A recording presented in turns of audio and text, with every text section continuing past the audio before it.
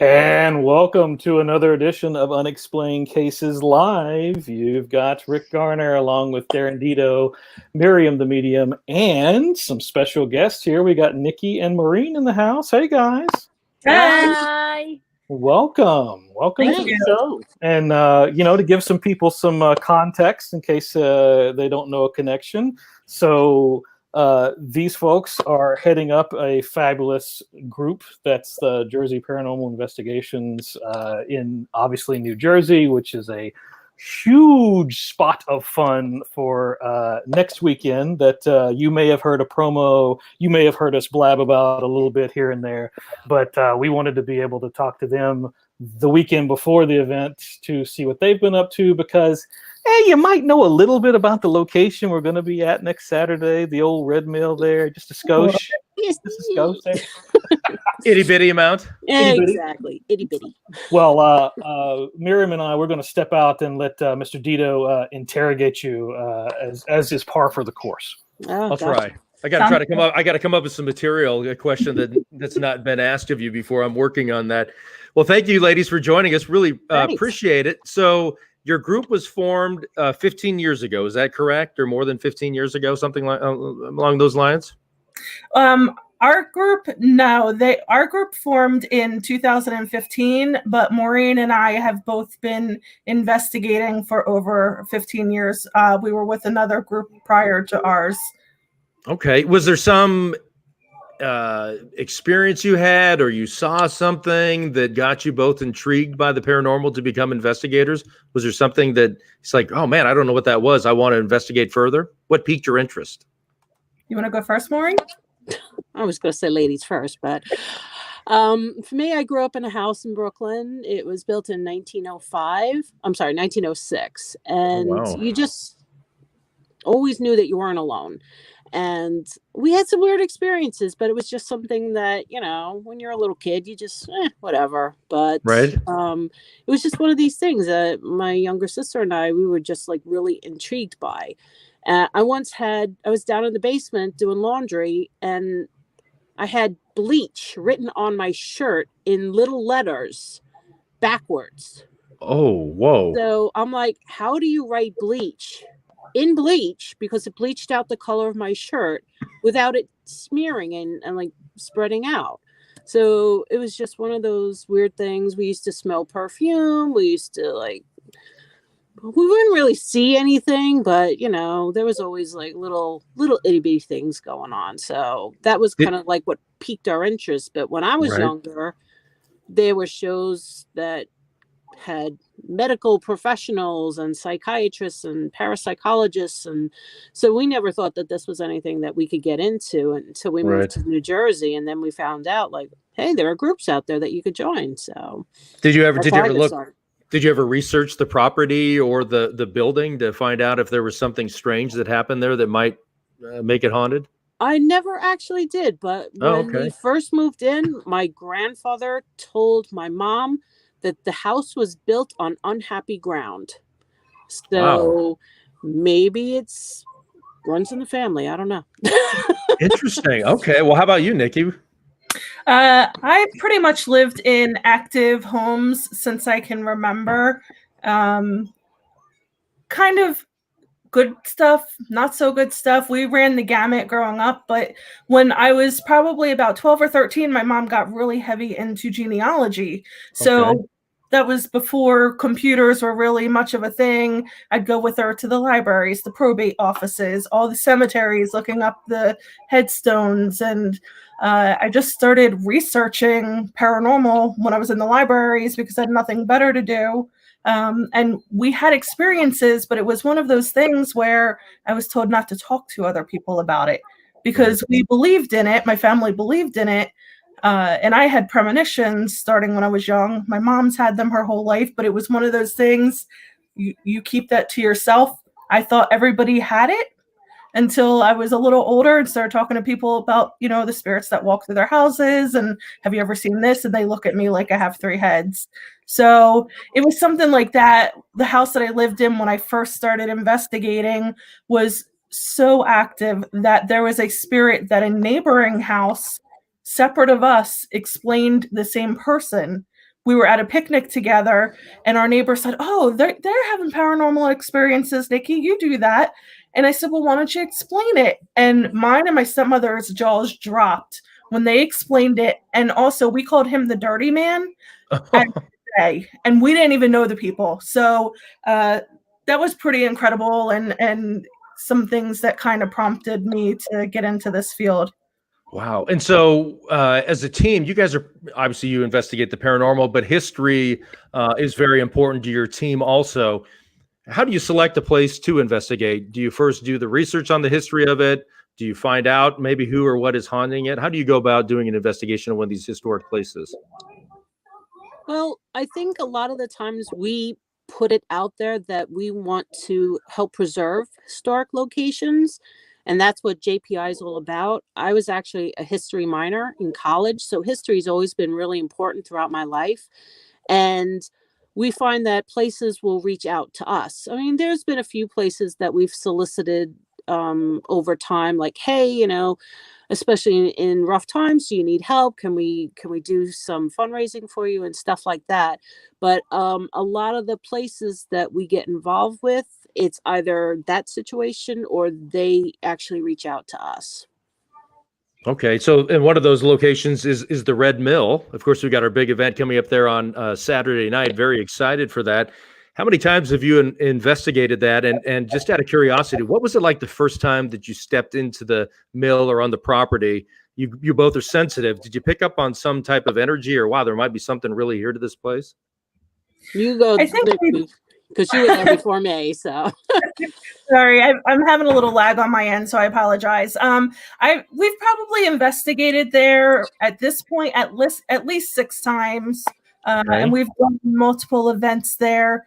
The first time that we went there, we actually approached them to do an event, and I walked in, and you know, it's that typical hair stands up. You just feel that energy. And the mill used to be heavily investigated many years ago, and they had stopped for a long time. So it was almost, I feel like the spirits were like, oh, finally somebody who might be able to talk to us. And our first full investigation there, I've been doing this for a long time, and the evidence that we got, I'm a psychic. I believe in that, but at the same time, I love to have the science to back it up. Mm-hmm. And we got EVPs, multiple EVPs. Our equipment was going off. We were getting positive readings on different types of equipment.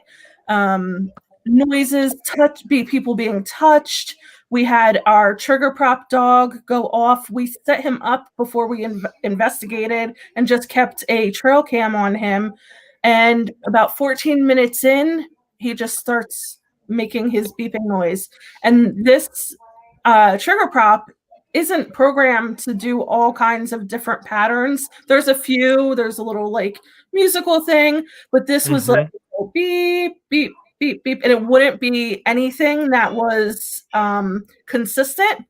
Right. We knew it was happening because we were all outside getting our equipment ready. So the first time was pretty incredible. And, you know, just like any place, it's up and down through the times. But this time of year, I feel it really kicks up. Yeah, October for sure. How about Maureen? Did you have an incident or an experience that you'd like to share with us? At the Red Mill? Yeah. Again, like Nikki said, it reminds me, and what the weird thing is, when I was growing up, I didn't realize the difference in the feeling that when you go into a house, or the house that I lived in had so much energy in it that when I wound up moving away from it, when my parents sold the house and we moved into a different place, it was like dead. There was no energy there whatsoever. So when you go into a place like the Red Mill, it's like, whoa, just like home. You know, right? You get that, you feel that energy, and it's just like, for me, it was a very comfortable feeling because you knew that you weren't alone, and that's what I grew up with. So it was just one of these situations, and where I was like, okay, this feels great. And then when you get in and you start to have the experiences and you start to feel the individual spirits coming towards you and you know, almost like checking you out, like, who are you and what are you doing here, and you better treat my place good, or else.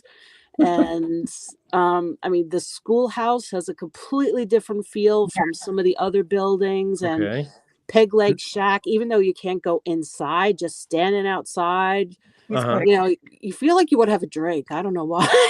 I need a shot after that. Is it workers that were there, way back in the day, or other people that went there and enjoyed it? I don't know, maybe recently. What's your guys' theory about that? Who are these spirits? Nikki, do you remember that time that we were on the second floor and there was that one guy? We were sitting on the trap door, and he kept like giving both of us the feeling like, get off the door, get off the door, get off the door. And I'm not sure exactly how long we were there, but eventually we figured out like he had fallen and gotten hurt, if not died from falling through this trap door. And he was afraid of anyone getting into that situation. And we didn't know at the time, right, the way the mill had been set up prior was that they would have a truck back up under that door, because it's all closed off now. So I tried to go in very blind as much as possible, because I like to see what I pick up organically. So it was something that we found out later, which is nice, because we like that validation that we really didn't have anything prior to that, knowledge wise about why this. I mean, he was in my face, putting his hands in my face, trying to get my attention to move out of the way.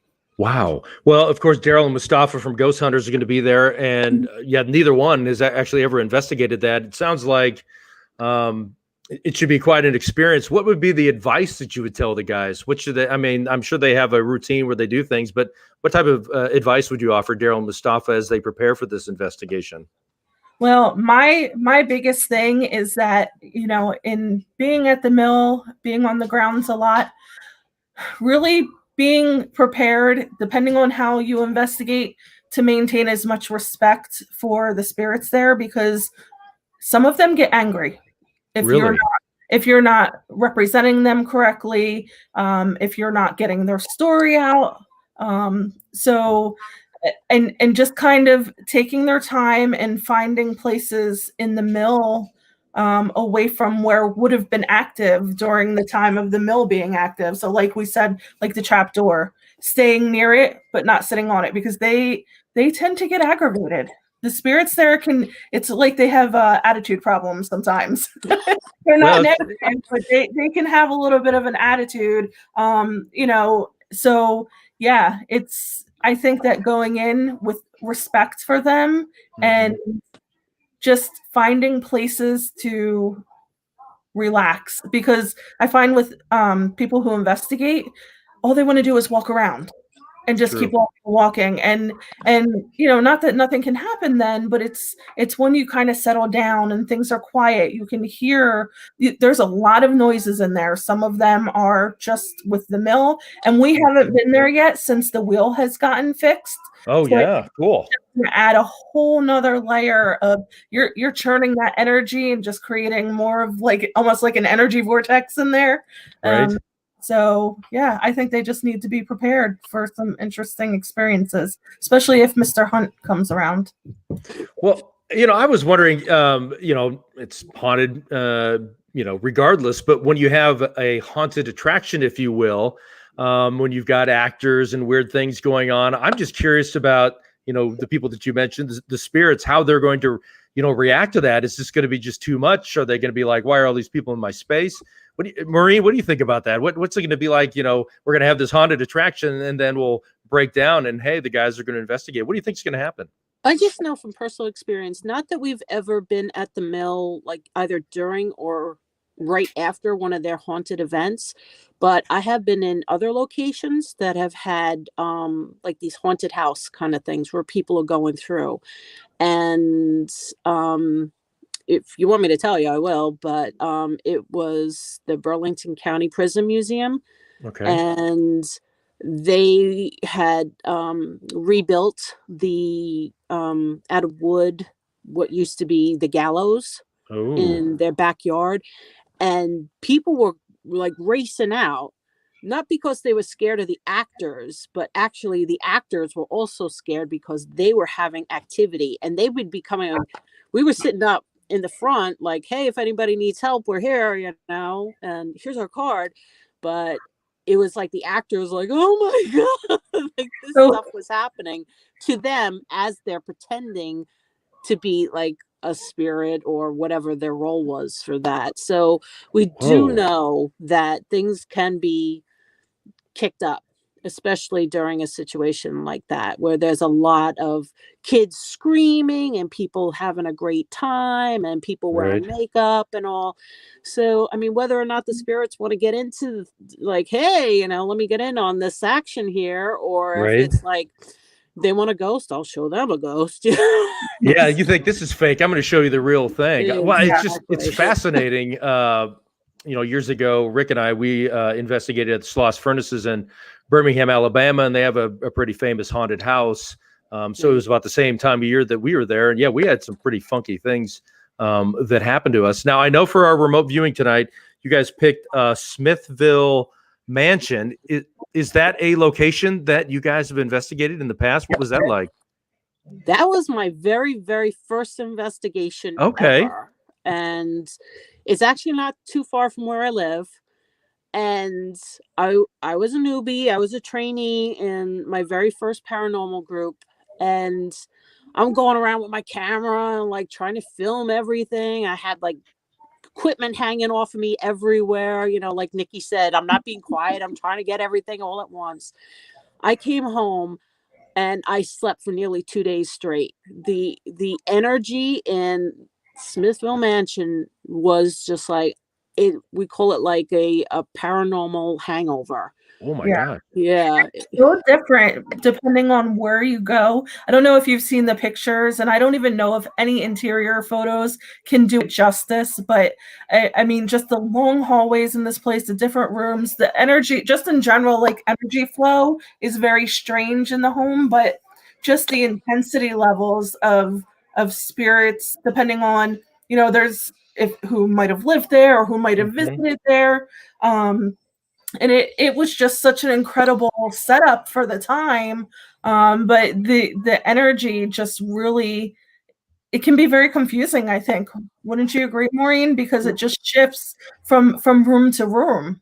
Yeah. A lot of times I find you go to places and it's active. You might feel a little stronger in one place compared to another, but at Smithville, I've been there a few times, and I feel like I've had those same experience. I've had that spiritual, you know, supernatural, paranormal hangover the next day.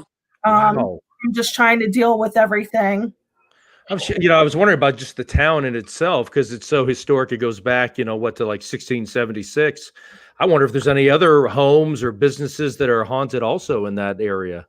Well, we both live somewhat close to the area, and it's a very, very active area between, you know, just being an older settled area. There's Native American, Revolutionary War. So you have an interesting melting pot of historical events. It's in Burlington County. That's where we're both from. And so just depending on where you're at, and not far from there was a battle. So it's pretty incredible. As a point of reference, how far is that from, let's say, the next biggest city? I'm just trying to get in my mind. What would it be closer to?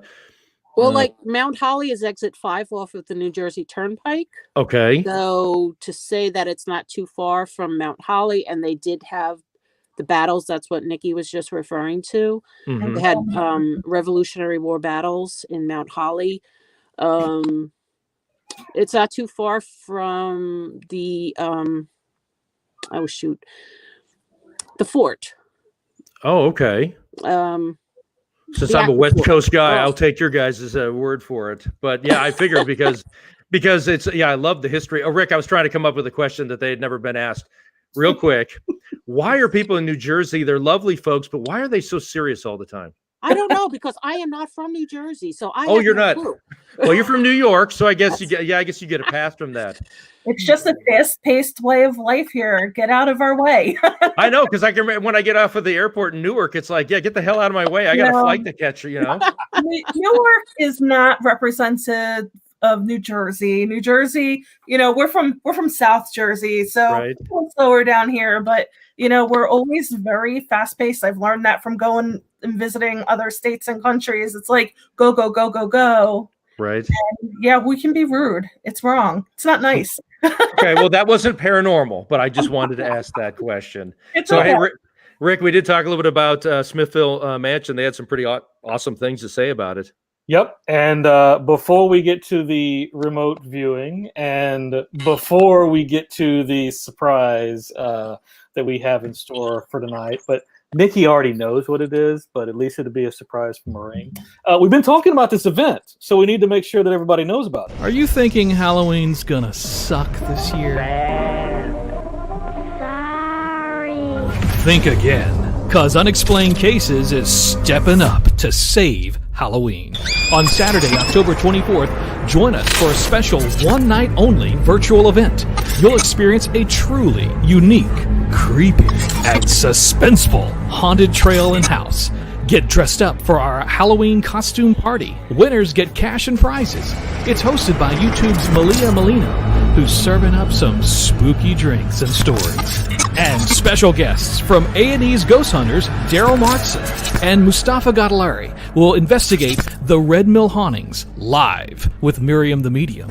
It's all for one night, October 24th. Get your ticket today. Full details at facebook.com/unexplainedcases.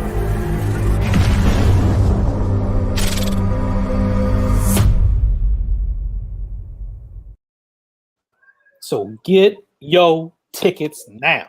That's right. So, Precisely. now let's see if we can just have boxes everywhere. We've got all kinds of good stuff going on. So welcome, Angela Bowley.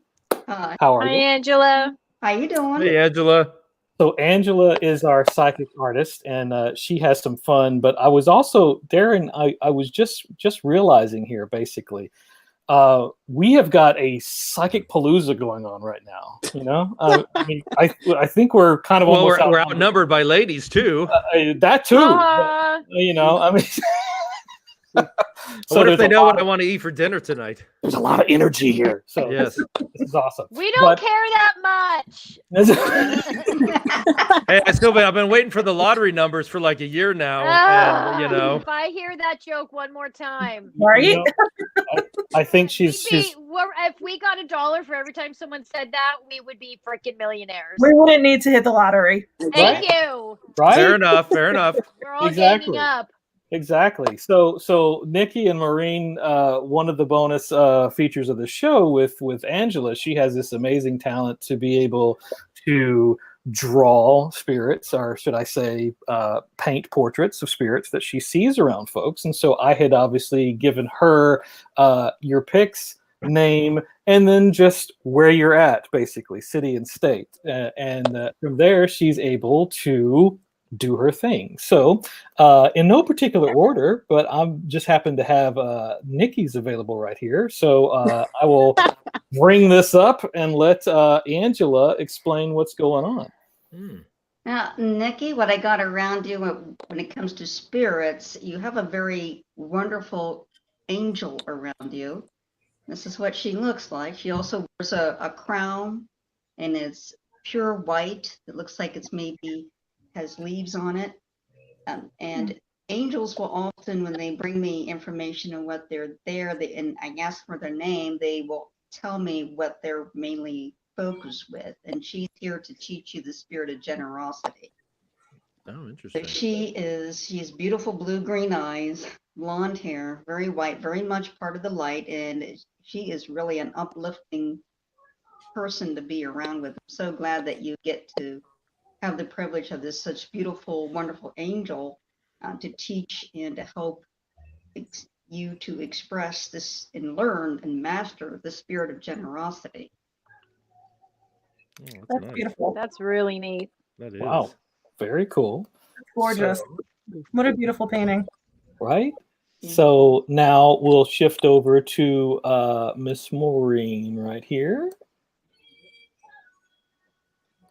Oh, Wow. beautiful angel. So What a looker. So Ange, you're gonna have to explain this. Yes, so I'm getting that there is I'm a sorry. I'm This- sorry. It was your guys' response. right. I'm never going to live this down. Contrast to what before. I had a really bad day. Jeez. And this is when Maureen says, "I'm out. I'm off the show. Goodbye." Okay. Now I need to know, did I give this guy a black eye? I mean, I wouldn't be surprised, but you know. I'll explain here. What I was getting was first I was seeing him as a very large shadow person around you, and very hostile towards women. And I got more information why he was so hostile towards women. I got that he was a steel mill worker. His father left and then passed away shortly thereafter from alcoholism. His mother was very abusive to him, which is why it's kind of set the tone between him and women. A very large man, a very physically large man, a bit overweight, very physically large, imposing man. And one day he attacked a woman or beat a woman that he was dating or seeing, and then these other men came and beat him up and killed him.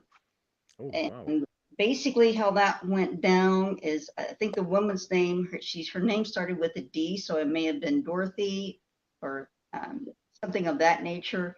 His mother's name is Lillian, and she's in purgatory because she wasn't such a good woman herself. But this man, when he was walking, he was being followed. He didn't know there was 4 or 5 men behind him. And then there's 2 men approached him from the front. He said, "You might be able to get away from this in Jersey, but you don't get away with it here." And they all had weapons. They all started beating him. When his feet was out from under him, they shot and stabbed him several times. He completely regrets how he's treated women throughout his life as a spirit, and he needs a woman to cross him over. And I was told by my guide that specifically his mother, Lillian, needs to come get him. But the problem, she's in purgatory, so she's not really on the other side. She's kind of waiting to get into heaven until she pays her full penalty in purgatory. That he wants forgiveness and he wants to move on very much. I got that he seemed to have him up somewhere in an investigation or somewhere out that was in Jersey, but they think steel mill activity, like an old steel mill, old construction site where this happened. Could that have been the Red Mill? I know it wasn't steel, but Actually, I was wondering because that sounds a lot like the story of Robert Hunt. Ooh, interesting. Ralph, you mean? Ralph Hunt? Ralph. Yeah. Hunt. The Interesting. guy, because he came up. I was protecting my group when he was coming after us one night. And he was not a nice person, and he was very degrading to women. He said some really nasty things. oh, there you go. Oh, Staying wow. in the theme, Yeah, the Red Mill theme. interesting. That's pretty cool. Interesting. Right. Well, Wow. Right on. Angela, before I put you in the green room, well, she's going to be working on what she sees during the remote viewing. I think Emily, one of our awesome fans there, had a question specifically about our gentleman, wondering if he has children. So did you have any sense of this? For which entity? The man that hated women? Yeah, I think so. Yeah. I'm not getting the sense of any children. In fact, I guess that he never married, but he was with women off and on in his life, mostly on a dating. And then, of course, when he got violent, all the time the women would just leave him. He never had children, but he's terrified of his mother. So. Okay. And we were thinking his name is, this may be Ralph. Is that who we're thinking this is? He looks like a Ralph. Okay. So Emily will probably sounds like she's on something there. She's sniffing on something there, basically. So she has intuitive abilities. So I'm kind of curious if she's trying to follow a lead. So we'll see where that goes. But in the meantime, Angie, thank you so much for that. That was neat. Yeah, that was awesome. Both of Awesome, them, yes. always. Great So job. we will check in with her shortly when it comes to what's going on at our next remote viewing there, basically with the Smithville Mansion. So I'm also going to pop out and hand the baton over to Maryam there. All right. Is there something that you guys want to know? Is there anything in particular that you are have wondered about, or anything you want me to start with? For Smithville Mansion, you mean? Yeah. Oh, okay. Whoosh. There's the one room. If you see in that video, there's that long hallway. Mm-hmm. The walkway across there. That connects that connects the red roof to the Yeah. Oh, building. yeah, I see that. Yeah. I'm interested to know what's going on in there. All right. Let's see. Darren, why don't you start us off with some? Yeah, it's facts. fascinating. I'm sure that Nikki and Maureen know about Hezekiah Smith, who owned the house. Interesting character. He was a bigamist. He was also a congressman for New Jersey, a business leader of the Industrial Revolution in South Jersey, an inventor. But what I found was interesting. It sounds like he had a lot of stuff going on. When he died in 1887, he was buried in an iron coffin, which was sealed with iron straps and topped with iron spikes. Once to the ground, his iron tomb was encased in cement. And I don't know if you guys know this story, but according to Weird New Jersey magazine, his first wife and children never accepted that his brushing them off because of Agnes, I guess his second wife, and suspecting that they would try and move his body after it was buried next to hers in St. Andrew's Cemetery in Mount Holly. He made it the unique burial arrangements to ensure this wouldn't happen. And apparently this really pissed off his oldest son, who got so angry that he had a statue of Agnes destroyed, broken into pieces, and scattered throughout the town. And his ghost has been seen seated in a chair next to an electrified pump organ. Caretakers report seeing him disappearing, weird smells, temperature changes, like cold spots. So Hezekiah was quite a dude. He had a lot going on, and the whole way that he took care of his burial to kind of tell his family, his first family, sorry. Have you guys had any experiences with EVPs or anything like that with Hezekiah? I used to get so many EVPs at Smithville Mansion. Again, it was my very first investigation ever, and there was activity wherever you went. So up in the barn, we had actually captured EVPs of horses clip-clopping, like you hear their hooves. And obviously there's no horses in the building, certainly not on the second floor anymore.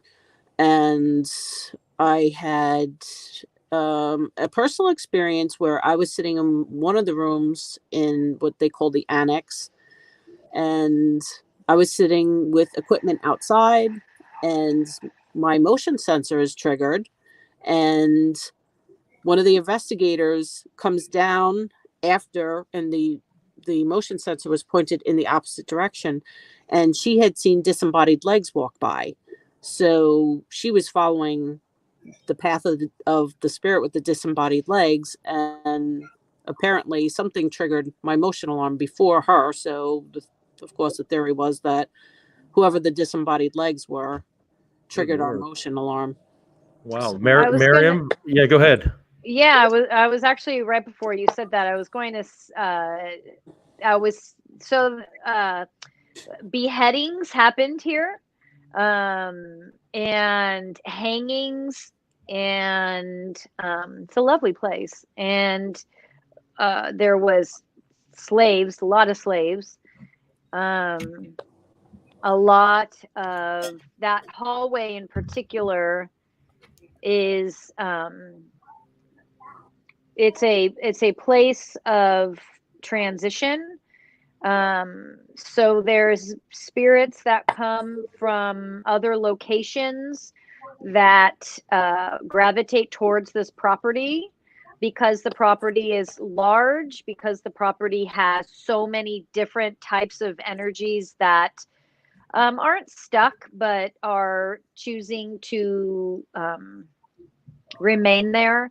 There are there's like groups. There's a lot of slaves when they passed over came to this location and would kind of gather their souls in a supportive type of way. It's actually pretty fascinating because these groups of slaves that passed over actually congregated together, and they are actually part of like a movement almost to watch over those that have tendencies to at the time it was to owning slaves. They would watch over the slave owners to make sure that they wouldn't harm the slaves, basically. They would also obviously watch over the slaves, but this was like it's almost like they're showing me like this is where the movement started, of where we started to see, this shift of understanding that owning slaves was not okay and was not the way humankind was supposed to be moving. And so it started with these groups of spirits that gathered and then would speak and communicate with those that do own slaves, but yet were open to realizing that this wasn't right. And they started this is how they started the movement, and how we slowly started to move towards a more humane way of living, which obviously we know that's still, a struggle. But this is like a whole fascinating understanding of the Black community and Black heritage and Black history, and how it formed in the spirit world and then began to make its way into body and start to shift and address the planet as a whole. This happened obviously a long time ago, but that's why there's this community that resides there. Some reside there still, but they're not stuck. And there's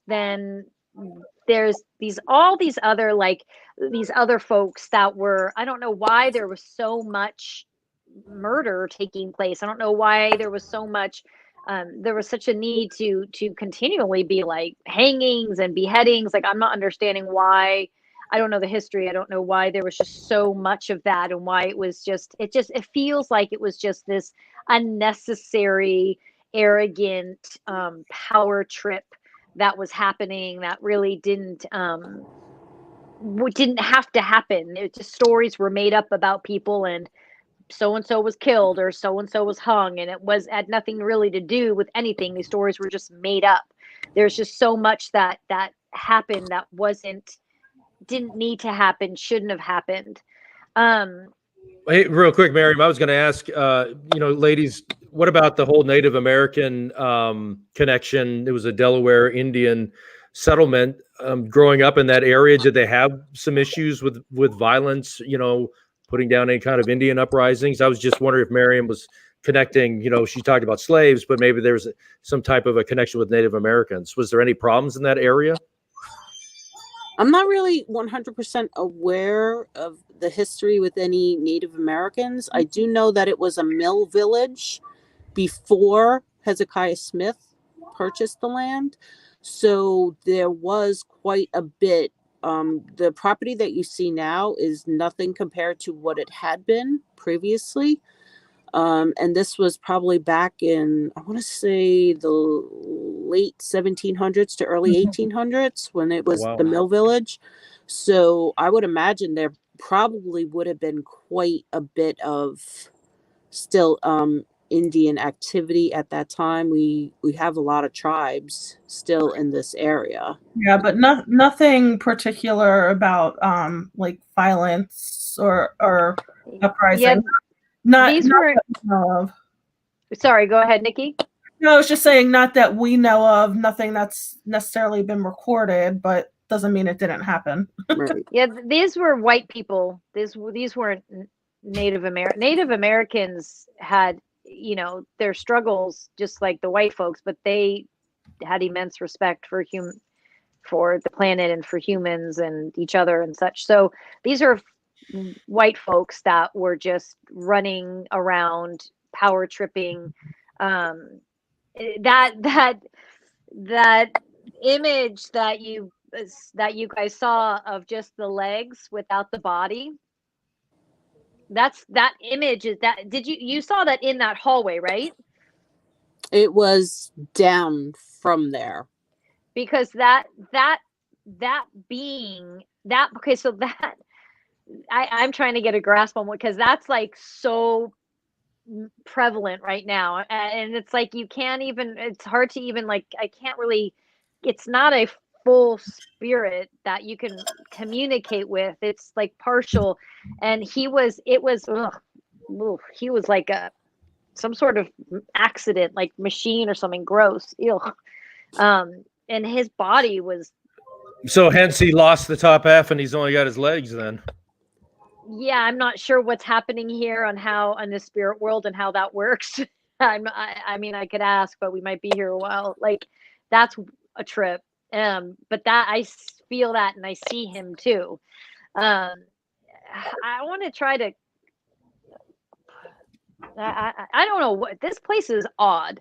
Like, there's so many, there's like, okay, so there's that one group that I told you about, that the slaves, that they communicate really well and really fluidly and clearly, but there's all these other energies in there that are just like pieces and portions, and there's not like full body. I mean, there are full bodied spirits in there, but there's like so many random spirits that are just like disembodied and like I don't know if that's the right word, just like disconnected, and not even like, I don't know what happened, but that place is strange.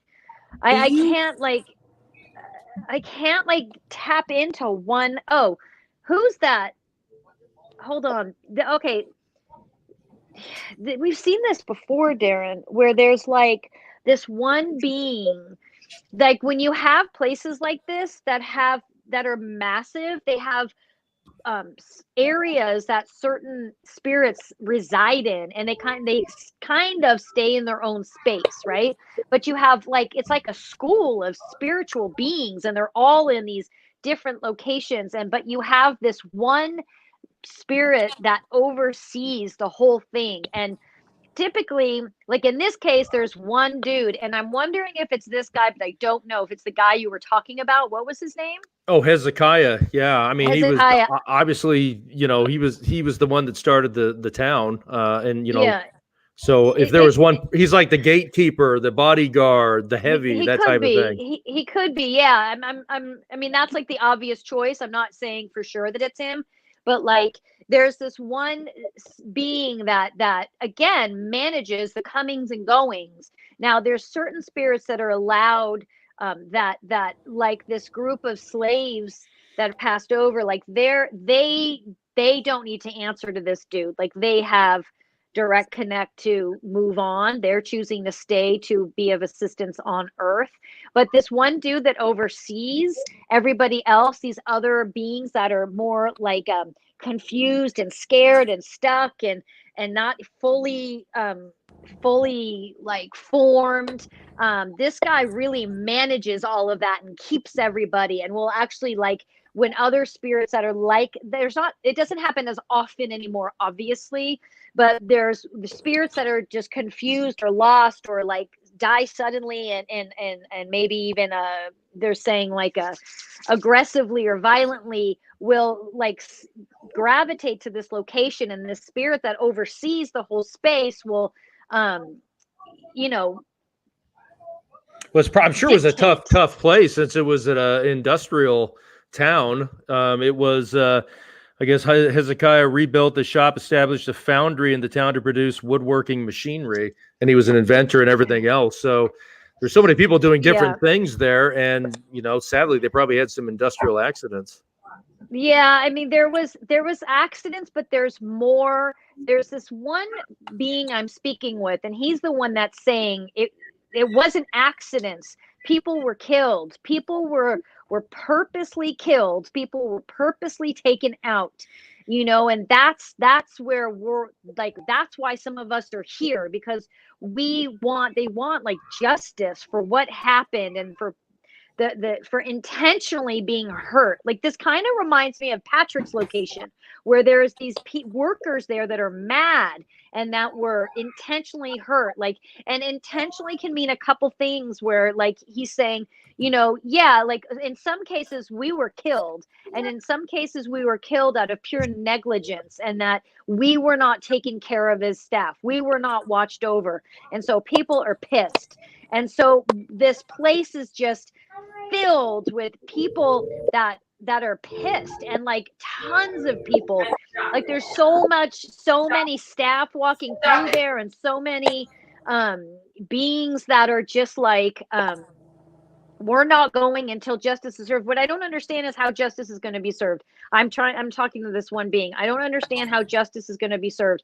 And that hallway there is like a portal it's like where people enter and where people exit. For some reason that hallway, this guy that oversees everyone it's like you can sneak out that way, because the spirit that oversees can't manage that. It's like the free will location, and people can come and go through there. This place is a trip. But there's this guy who's explaining, I want to understand from you, how do you want justice to be served? What do we do? Because to be fair, everyone's pretty much gone. Like, how do we fix this? How do you fix this? He's saying, I just want people to know that these things, that people died not because of accidents. I want people to stop saying these were accidents. They were not accidents. Okay, there we go.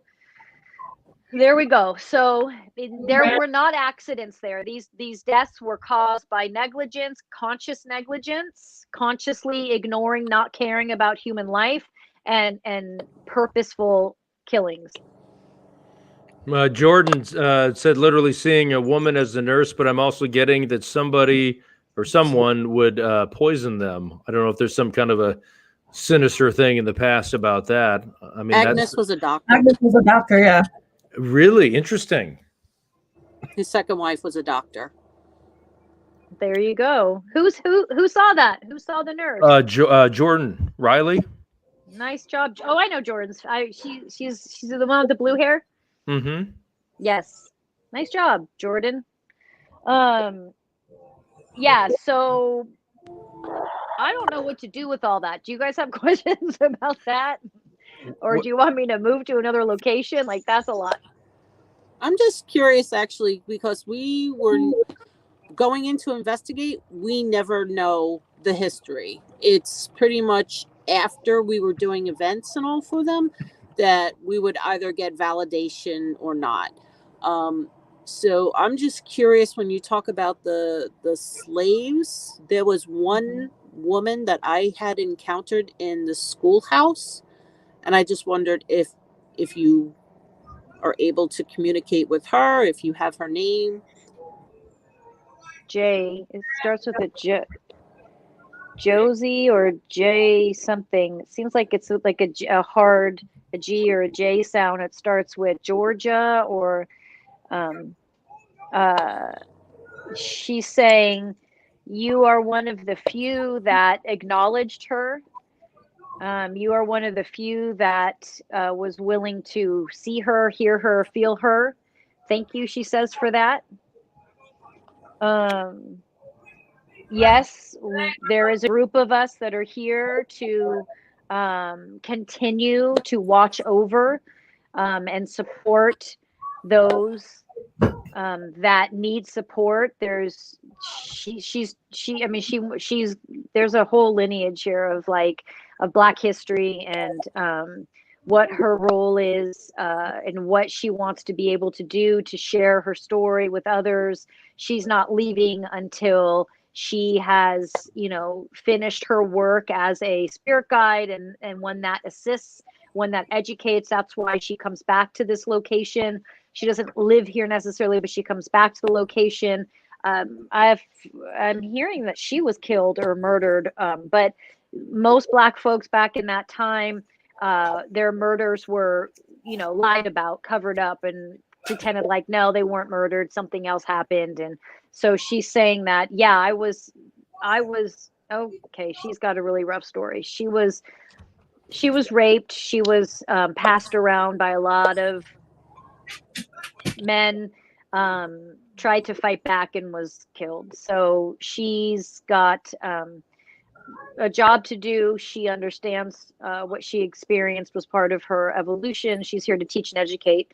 And that's why she stays there. She stays there so people like you can hear her, can connect with her, so that she can communicate with those on Earth. But she comes and goes. She's not stuck there. That isn't, it's not a difficult place for her to be at, if that makes sense. Do you have any questions specifically for her? The name that I had gotten during the investigation was Harriet. So not this one that I'm talking to. I'm not great with names, but it's definitely like a G or a J sound. Darlene wanted to know, can anybody cross those poor souls over? I mean, is there a way to, send them to the light? It sounds like, they such a horrible way that they passed. Which souls?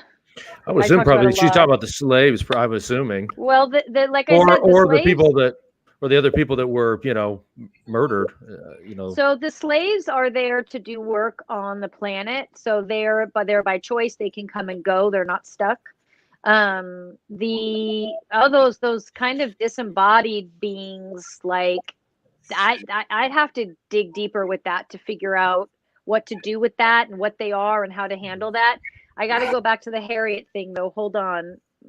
My girl's telling me something about the Harriet. You said Harriet. What'd you say? H? Yeah, Harriet. Harriet. Hold on. She said it's not. That wasn't me that spoke, but hold on. Who is it? I'm trying to understand who it is. She's pointing next to her. She's pointing, but she's not speaking. This is where I'm confused. The Harriet she's referring to is next to her. It's hard. She's not speaking about her. Why won't you speak about her?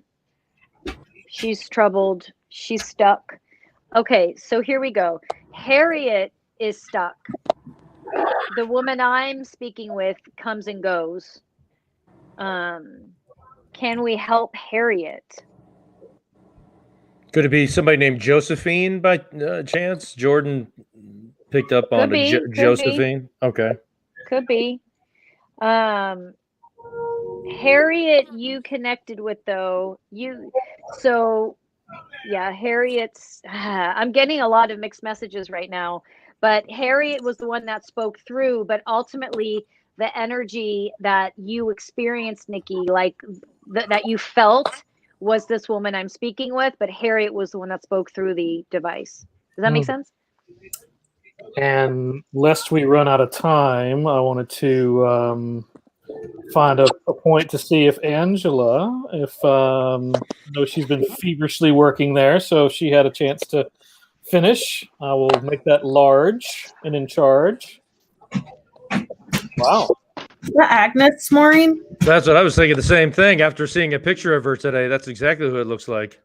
I'm trying to think. Yeah, because most of her portraits were like kind of like off to the side a little bit, like almost her profile. The hair. But yeah, the hair and stuff would have been like that.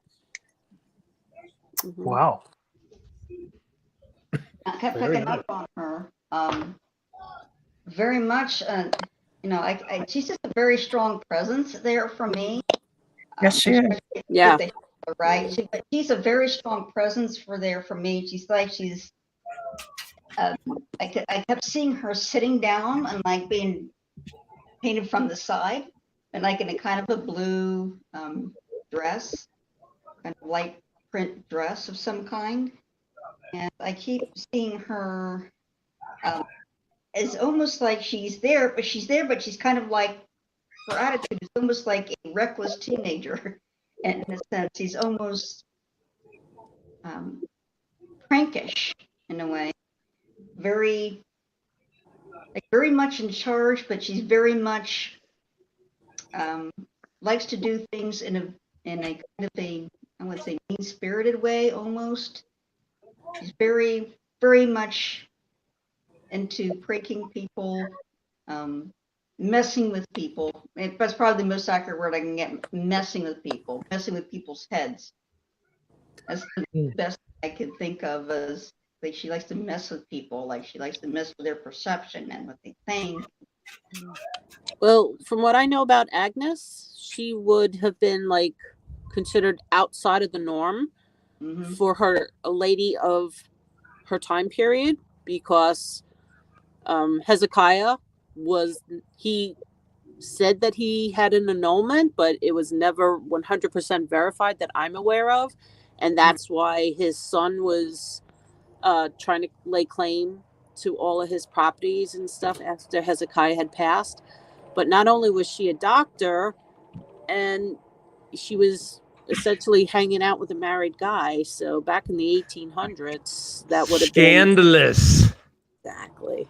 The Scarlet Letter. Yes. I kept thinking teenager with her. She reminds me of a teenager in her persona a little bit, like the rebellious teenager. Yes. Right. Exactly. And she did, very literally, she likes to mess with equipment when we're there investigating too. A prankster. Mm-hmm. There we go. Interesting. Oh, Well, very interesting. Since we're almost out of time, first off, Angela, thank you so much, as always, for your gifts, telling people along the bottom of the screen how to get in touch with you. Facebook page is the easiest, facebook.com/Angela Bowley Portrait Artist. So, absolutely. Awesome. We appreciate you being here, as always. That was awesome, Angela. Thank you. Thank you so much, Angela. Yeah. All right. Thanks. So guys, any final thoughts there in the couple of minutes we have left about your experience and your ride here, basically, tonight? I just can't wait to investigate again.